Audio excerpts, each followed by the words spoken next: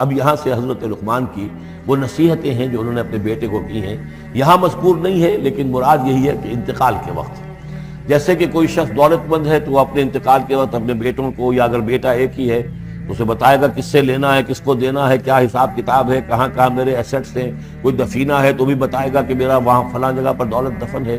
ایک حکیم انسان کے پاس اصل شے اس کی ساری عمر کے غور و فکر کا جو حاصل ہے کہ میں نے جو کچھ سوچا ہے، میں نے جو کچھ بھی حاصل کیا ہے اپنی فطرت سلیمہ اور عقل سلیم کی رہنمائی میں، وہ میں تمہیں منتقل کر رہا ہوں۔ وَإِذْ قَالَ لُقْمَانُ لِابْنِهِ وَهُوَ يَعِظُهُ، یاد کرو جب کہ کہا لقمان نے اپنے بیٹے سے اور وہ اسے نصیحت کر رہے تھے، یا بنی لا تشرک باللہ، نمبر ایک اللہ کے ساتھ شرک مت کیجو، ان الشرک لظلم عظیم، یقیناً شرک بہت بڑا ظلم ہے، بہت ظلم، سب سے بڑی ناانصافی۔ عربی زبان میں ظلم کہتے ہیں وضع الشیء فی غیر محلہ، کسی شے کو ہٹا کر اس کے اصل مقام سے ہٹا کر کہیں اور رکھ دینا، یہ ظلم ہے۔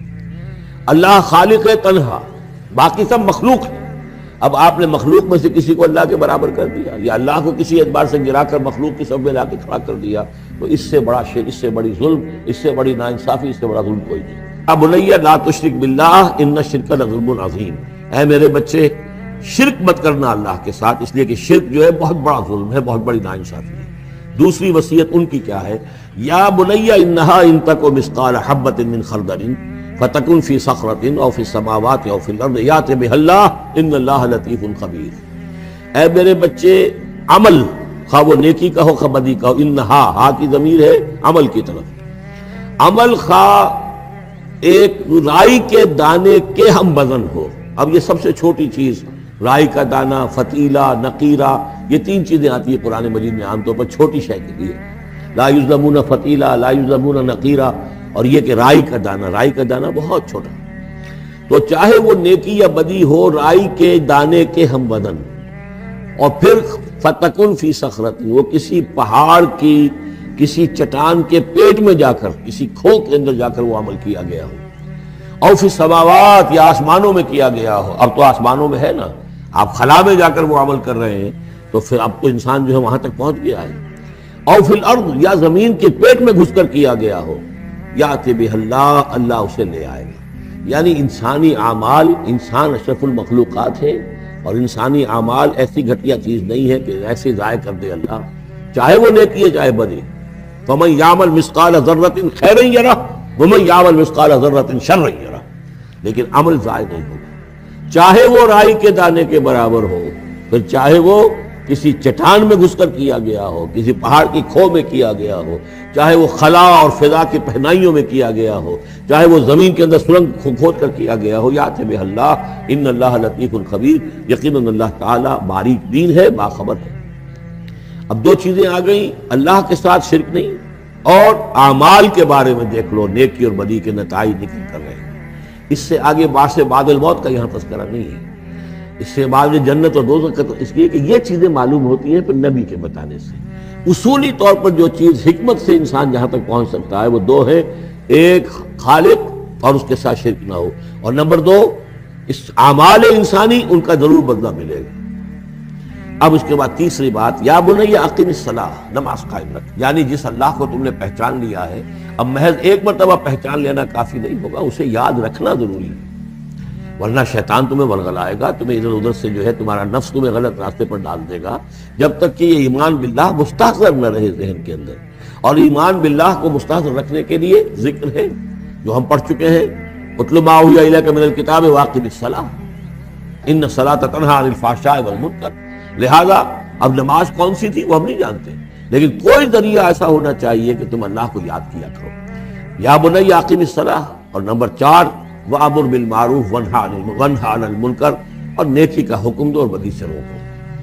یہ بھی تمہاری ذمہ داریوں میں سے ہے، یہ بھی انسان کی، یوں سمجھیے کہ اس کی انسانیت، اس کی شرافت، اس کی مروت کا تقاضا ہے کہ وہ اپنے جو ابنائے نو ہیں، جو بھی انسان ہیں، ان کی بھلائی کے لیے کوشاں ہوں، اور سب سے بڑی بھلائی ان کی، سب سے بڑی خدمت یہی ہے کہ انہیں برائیوں سے روکا جائے اور بھلائیوں کی دعوت دی جائے۔ وَاصْبِرْ عَلَىٰ مَا أَصَابَكَ، اور یہ بھی جان لو کہ اگر یہ امر بالمعروف اور نہی عن المنکر کرو گے تو تکلیفیں آئیں گی، مصیبت آئیں گی۔ پسند تو کسی کو نہیں ہے کہ آپ اس پر تنقید کریں۔ اگر آپ کسی بچے کو بھی سڑک پر کھیل رہا ہو، گلی میں کھیل رہا ہو، اگر آپ اس سے کہہ دیں کہ بیٹے یہ کوئی کرکٹ کھیلنے کی جگہ نہیں ہے، کسی کی گاڑی کا شیشہ توڑو گے تم، تو آپ دیکھ لیجئے پھر کیا آپ کا وہ اس کو کیا جواب دے گا آپ کو. اسی لیے آپ بولتے ہی نہیں ہیں کہ اب لے کر وہاں سے نکل جائیں. تو کسی کو بھی نصیحت پسند نہیں ہے, حق کڑوا ہے, لہذا آپ اگر حق کہنا ہے اور نصیحت کرنی ہے تو پھر تیار رہو کہ وہ ممکن ہے تمہیں پلٹ کر گالی دے دے, وہ کہے کہ تم پہلے ذرا اپنے دامن کو دیکھو تمہارے کتنے دھبے ہیں. اب جو بھی ہو برداشت.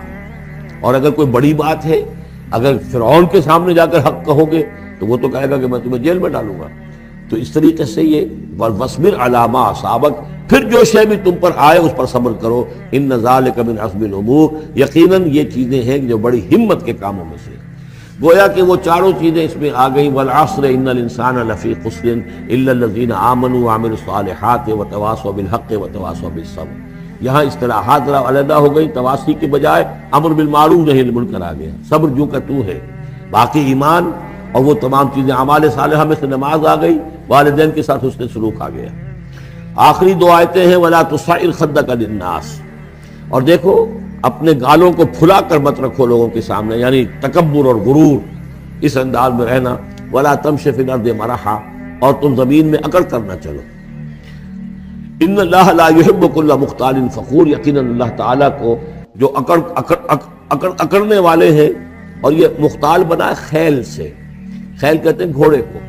گھوڑے کی چال میں تمکنت ہوتی ہے, تو جب انسان بھی بڑی تمکنت کے ساتھ چلتا ہے تو گویا کہ اختیال بن گیا. لا يحب كل مختال فخور, شیخی کھوڑے, فخر کرنے والے, اکڑنے والے اللہ کو پسند نہیں ہے. یہ مضمون سورہ بنی اسرائیل میں بھی آ چکا ہے. وَلَا تَمْشِ فِي الْأَرْضِ مَرَحًا إِنَّكَ لَن تَخْرِقَ الْأَرْضَ وَلَن تَبْلُغَ الْجِبَالَ طُولًا, تم کتنا ہی پاؤں مار کر چلو ہماری زمین کو پھاڑ نہیں سکتے, اور کتنی گردن اکڑا لو, اونچے ہو جاؤ, سینہ تان لو اور اوپر ترا بھی چڑھا لو, لیکن یہ کہ تم پہاڑوں کی اونچائی تک نہیں پہنچ سکتے. آخری بات فرمائی وَاقْصِدْ فِي مَشْيِكَ, اپنی چال میں میانہ روی اختیار کرو. یہ میانہ روی ہر اعتبار سے, چال میں بھی, خرچ میں بھی. وَالَّذِينَ إِذَا أَنفَقُوا لَمْ يُسْرِفُوا وَلَمْ يَقْتُرُوا وَكَانَ بَيْنَ ذَلِكَ قَوَامًا. یہ ایک میچور شخصیت کا کہ اس کے اندر ہر اعتبار سے معلوم و توازن ہو, انتہا پسندی کسی بھی اعتبار سے نہ ہو. وَاقْصِدْ فِي مَشْيِكَ وَاغْضُضْ مِنْ صَوْتِكَ, اور اپنی آواز کو پست رکھو. اس کا مطلب کیا ہے کہ کہیں کوئی آرگومنٹ ہے, کہ جھگڑا ہو گیا ہے, تو آواز کو بلند کرنے کی کوشش نہ کرو, بات اپنی کرو.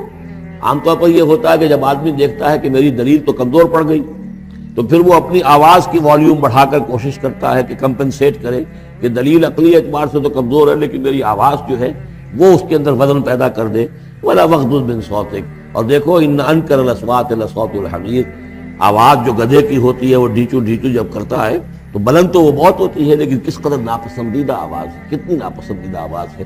تو آواز کی بلندی کوئی حسن نہیں ہے, اصل تو یہ شے ہے کہ آپ جو بات کہیں وہ وزنی ہو, وہ دلیل کے ساتھ ہو, اور وہ آپ اپنی بات کو منوا سکیں. اس کے حوالے سے جدوں کافر اسی وچ ہو گیا, پھر تشبیہ مسلح کی کرنا,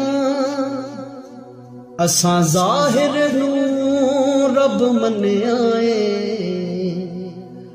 باطن دا اللہ کی کرنا. اساں ظاہر نو رب منیا اے, باطن دا اللہ کی کرنا.